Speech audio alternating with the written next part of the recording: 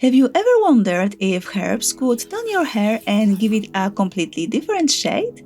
Something not permanent, not risky like henna, but playful, experimental, and safe to wash out after a few shampoos? That's exactly what I'm testing today. I want to see if I can create a natural herbal toner that could turn my hair more gingery, maybe even strawberry blonde or with a soft pink hue. And what's make it more exciting is that I'm not only using this mixture on my own hair, but also on light blonde, brown, and black strands from one of my previous hair lightening experiments. Think of it as a little science lab for hair, and together we will see what kind of magic those herbs can create. As many of you know, I often experiment with home methods of hair lightening. I have a whole playlist including the hydrogen peroxide method, and that's so far the most popular topic on my channel. I'm also using hydrogen peroxide on my own hair, however it's not very light at the moment. It's more of a warm blonde, and that makes it great base for tones like ginger, strawberry blonde or reddish. Of course, I could reach for henna, but the problem with henna is that it stays forever. It's almost impossible to get rid of, and if I didn't like the effect, I would be stuck with it. That's why non-permanent herbs feel like the safer option. They let me play with color without any risk, because the effect fades in just a few washes. The inspiration for these experiments actually came from one of my previous videos, where I tested different natural rinses for red and ginger hair. If you haven't seen it yet, I will link it in the description. That test showed me that onion peels can create a lovely gingery shade, calendula adds subtle golden warmth and even boost volume, while hibiscus is the real star if you want to achieve pink tones on lighter hair. So I thought, why not combine them all and see what happens? I start with 3 handfuls of dried brown onion peels. There is a difference in shade between brown and red onion peels, and if you are interested, you can see it in my ginger rinses video. I place the peels into a medium-sized pot, add water and let them cook for about 10 minutes.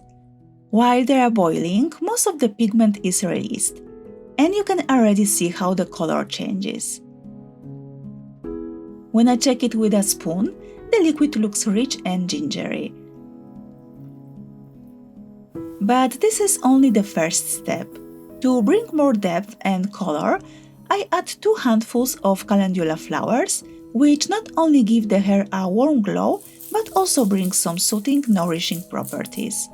Then I add 3 handfuls of hibiscus flowers. Hibiscus is the ingredient that should add the beautiful pinkish red tone to blonde hair.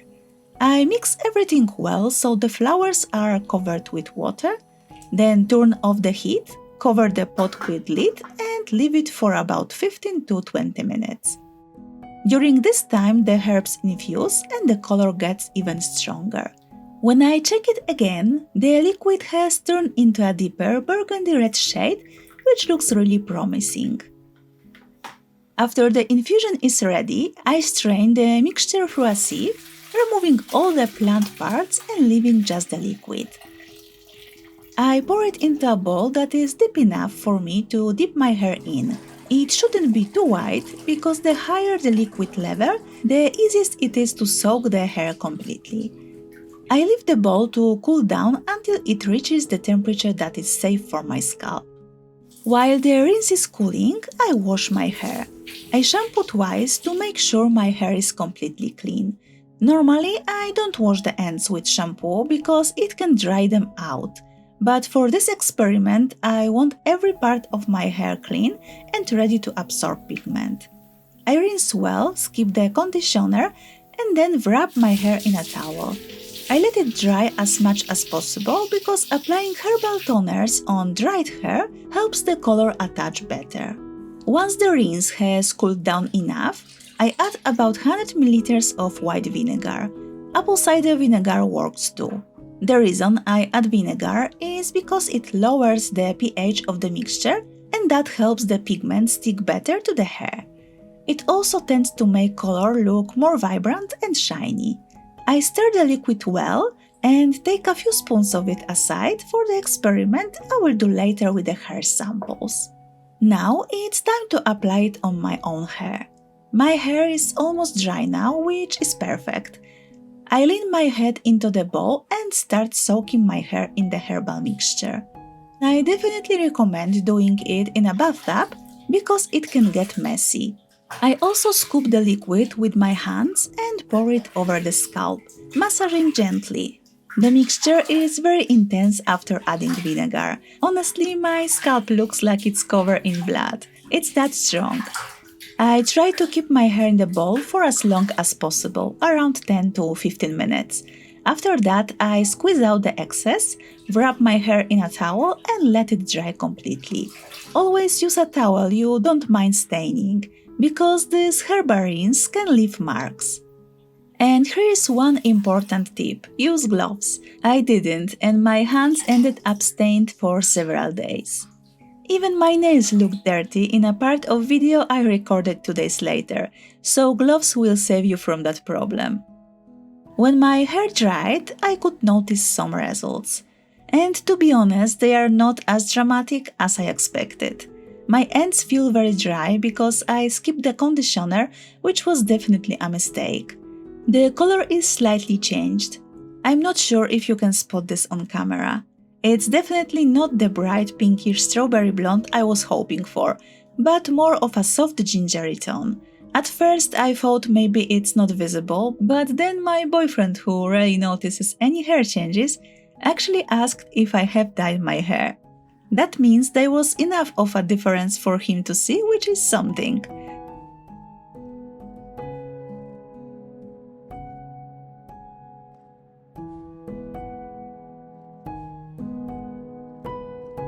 But the most interesting part of this experiment comes from the hair samples. I prepared strands from my recent peroxide and chamomile lightening experiment. I have light blonde, light brown, and dark brown strands that originally came from black hair. I have only one sample of each color, so to make a fair comparison, I decided to test the rinse on just half of every strand. I wrapped the top part of the hair in foil, so the liquid won't transfer to the section that needs to stay untouched. Then I clip the control part to the top, leaving the other half free for the experiment. That way I will have a direct comparison of treated and untreated hair. I dip the samples into the mixture and leave them for about 15 minutes, just like I did with my own hair.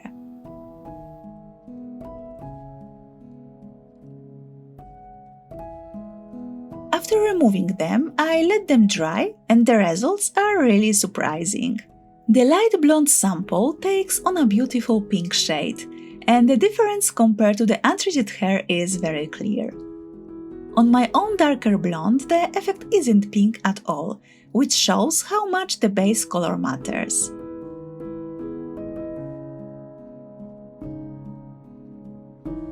The light brown strands looks completely different.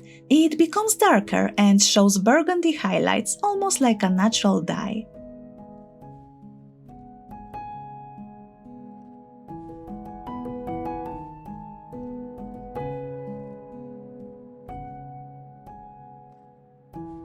And the black hair that was lightened to dark brown doesn't change much. But in the right light, you can see some subtle cherry-like tones compared to the control side.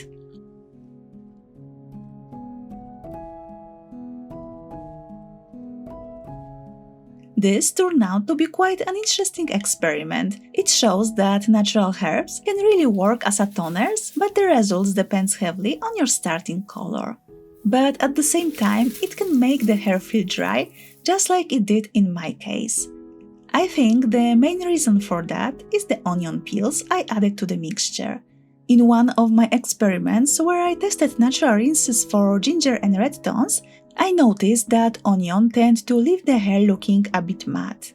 I hope that by combining it with hibiscus, calendula and vinegar, which usually makes hair shinier, it could balance out the effect, but unfortunately it didn't quite work.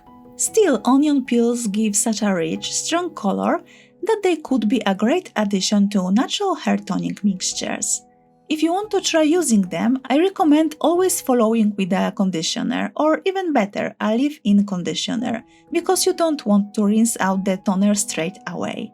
A few drops of oil on the ends also help to restore softness and moisture. If you would like to try my favorite homemade hair serum, I will link that video in the description box. So what do you think of this experiment? Would you be curious to try coloring your hair with herbs? Or does it sound too risky for you? Let me know in the comments down below. And if you are new here, don't forget to check out my playlist with all my other hair experiments, especially the peroxide lightening and herbal rinses. I will leave the links in the description. Thanks so much for watching and see you in the next video. Bye bye!